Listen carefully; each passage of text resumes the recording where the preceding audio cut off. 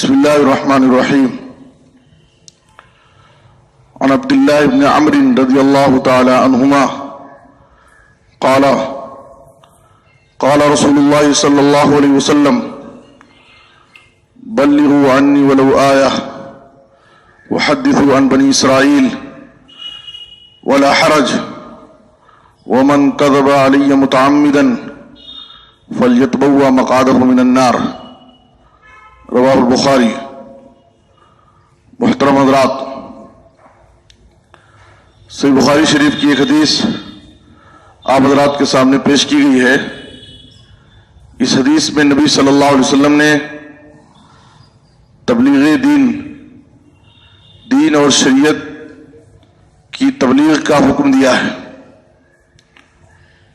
دین اور شریعت کی عام باتیں جو ہم جانتے ہیں، سمجھتے ہیں، جس پر ہم عمل کرتے ہیں، جو ہم سنتے ہیں، ہمیں چاہیے کہ ہم ان کو دوسروں تک پہنچائیں. دوست و احباب میں، اپنی فیملی میں، بیوی بچوں میں اور ملنے جلنے والوں میں اس کی تبلیغ کرتے رہیں. اس حدیث کے اندر آپ صلی اللہ علیہ وسلم نے کہا بلغوا عنی ولو آیہ، تم میری طرف سے پہنچا دو اگرچہ ایک ہی آیت کیوں نہ ہو. دین اور شریعت کی کوئی ایک بات بھی اگر ہمیں معلوم ہے، ہم جانتے ہیں، تو ہمارے اوپر ضروری ہے کہ ہم اس کو دوسروں تک پہنچائیں، دوسروں تک نقل کریں.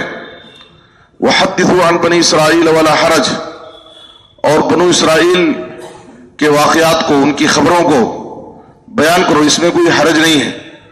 بنو اسرائیل کے بہت سارے قصے، بہت سارے واقعات قرآن میں، احادیث میں بیان کیے گئے ہیں، ہم ان کو بیان کر سکتے ہیں. شرط یہ ہے کہ وہ واقعات جھوٹے نہ ہوں اور اسی طرح سے ہماری شریعت کے مخالف اور معارض نہ ہوں. تو ایسے واقعات ہم بنو اسرائیل کے بیان کر سکتے ہیں. آگے آپ صلی اللہ علیہ وسلم نے کہا بسا اوقات بعض لوگ تبلیغ کے جذبے سے سرشار ہو کر تبلیغ کا اجر و ثواب حاصل کرنے کے لیے جو بھی بات ہمیں معلوم ہوتی ہے اس کو دوسروں تک نقل کرتے ہیں.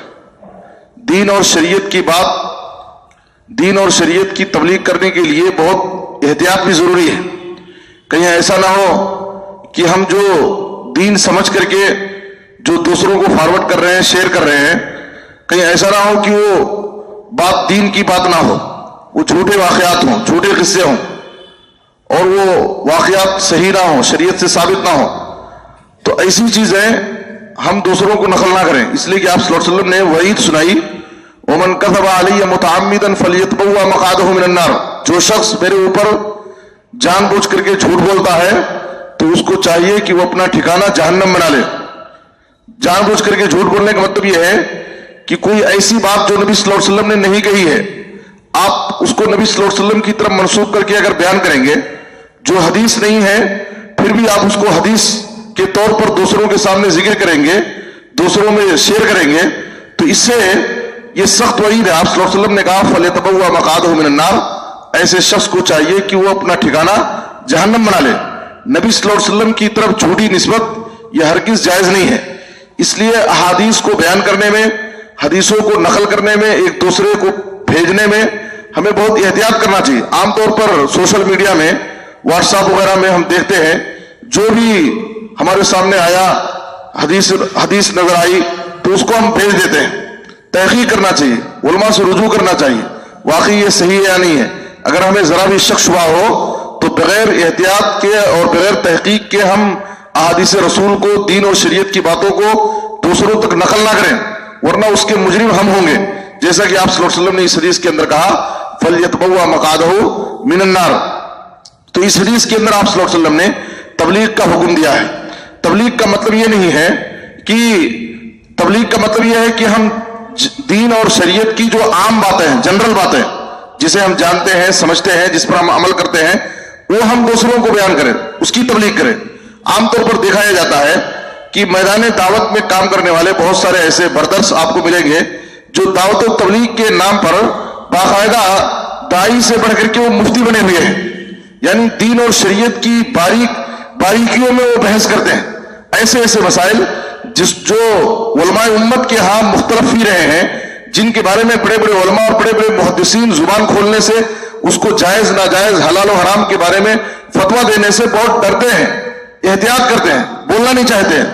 ऐसे ऐसे दकीक मसाइल के बारे में आज के बहुत सारे दुआत बाकायदा अपनी जुरात के साथ अपने फतवे नकल करते हैं। तो हमें चाहिए कि हम दाई और मुबल्लिग बने, मुफ्ती ना बने, इसलिए कि मुफ्ती का दर्जा अलग है। तबलीग का मतलब यह है कि दीन और शरीयत की आम बातें जो हम जानते हैं, जो हम सुनते हैं, जिस पर हम खुद अमल करते हैं, उसको दूसरों तक पहुंचाएं, अपनी जात तक खास ना करें। और इसके बहुत सारे फजाइल और बहुत सारे फवाइद आप सल्लल्लाहु अलैहि वसल्लम ने और कुरान में बयान किए गए हैं। सबसे पहला फायदा यह है, तबलीग की पहली फजीलत यह है कि तबलीग दीन ये पैगम्बराना मिशन है, ये नबियों और पैगम्बरों का काम है। नबियों और पैगम्बरों को अल्लाह ताला ने इस दुनिया के अंदर इसी दीन की तबलीग के लिए भेजा। जैसा कि सूरह माइदा की आयत नंबर 60 पर 7 में अल्लाह ताला ने रसूलुल्लाह सल्लल्लाहु अलैहि वसल्लम को हुक्म दिया, या अय्युहर रसूल बल्लिग मा उनज़िला इलैका मिन रब्बिक व इन लम तफ़अल फमा बल्लगत रिसालतह वल्लाहु यासिमुका मिनन नास। ऐ रसूल, जो आपकी तरफ नाजिल की गई है कुरान मजीद किताब या दीन और शरीयत, आप उसकी तबलीग कीजिए। और अगर आपने इसमें कोताही की, अगर इस काम को नहीं किया, तो समझिए कि आपने रिसालत की जिम्मेदारी का हक अदा नहीं किया। और याद रखें, दावत और तबलीग का काम बड़ा पुरखतर काम है। इसमें बसा औकात जगह जगह आदमी को परेशानियां होंगी, उस पर जुल्म होगा, उसको सताया जाएगा। तो अल्लाह ताला ने कहा, ये वादा किया एक दाई और मुबल्लिग के लिए, वल्लाहु यासिमुका मिनन नास, अल्लाह ताला लोगों के शर से आपकी हिफाजत करेगा, आपको बचाएगा। तो पहली फजीलत यह है दावत और तबलीग की कि ये पैगम्बराना मिशन है, ये नबियों और पैगम्बरों का काम है।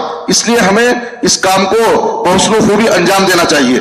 और इसके लिए जरूरी नहीं है, देखिए दावत और तबलीग के लिए आमतौर पर लोग क्या समझते हैं कि बड़ा प्रोग्राम हो, बड़े जलसे और जुलूस हो, बड़े से बड़ा स्टेज कायम किया जाए, तो इसी को लोग दावत और तबलीग समझते हैं। हालांकि दावत और तबलीग ये चलती फिरती दावत का नाम है। हम चलते फिरते, उठते बैठते, तिजारत और कारोबार करते हुए आदमी जहां भी है, जिस शोबे में रहता है, जिस फील्ड में वो काम करता है, जिन लोगों के साथ वो उठता बैठता है, उन्हीं के दरमियान वो दावत और तबलीग का काम करता रहे। जो बातें जानता है, समझता है, वो उसको दूसरों तक बयान करता रहे। भलाई की दावत दे और बुराई से रोके। ये इसके लिए इनफिरादी मुलाकातें करे, तन्हाई में लोगों से मुलाकात करके उनको समझाएं, यही दावत और तबलीग है। और दूसरा बड़ा फायदा, अगर इस काम को हम करेंगे, तो आप सल्लल्लाहु अलैहि वसल्लम ने फरमाया, तिरमिजी की हदीस में है, नज़्ज़रल्लाहु इमरान समिया मिन्ना शय्यन फबल्लगहु कमा समिअहु फरुब्ब मुबल्लिगिन अव्वा मिन सामिअ। अल्लाह ताला उस शख्स को तरोताजा रखे, हशाश बशाश रखे, खुशो खुर्रम रखे, जो हमारी कोई बात सुनता है फिर उसको दूसरों तक वैसी ही पहुंचा देता है जैसे उसने सुना था। बसा औकात जिसको पहुंचाया गया है, जिसको वो बात बताई गई है, वो सुनने वाले से ज्यादा अच्छी तरह से उसको याद रख लेता है और उस पर अमल करता है। तो इस हदीस के अंदर आप सल्लल्लाहु अलैहि वसल्लम ने तबलीग का काम करने वाले को दुआ दी है कि नज़्ज़रल्लाहु इमरान, अल्लाह ताला उस शख्स को तरोताजा रखे। बाज़ उलमा बयान करते हैं कि ये दुआ हो सकता है कि उस आयत की मिस्दाक हो जो सूरह क़ियामा में अल्लाह ताला ने आयत नंबर 22 में जिक्र किया है, वजूहुन यौमइज़िन नाज़िरा इला रब्बिहा नाज़िरा वजूहुन यौमइज़िन बासिरा। क़यामत के दिन दो किस्म के लोग होंगे, बास चेहरे तरोताजा हशाश बशाश होंगे और बास चेहरे बेरौनक और उदास होंगे।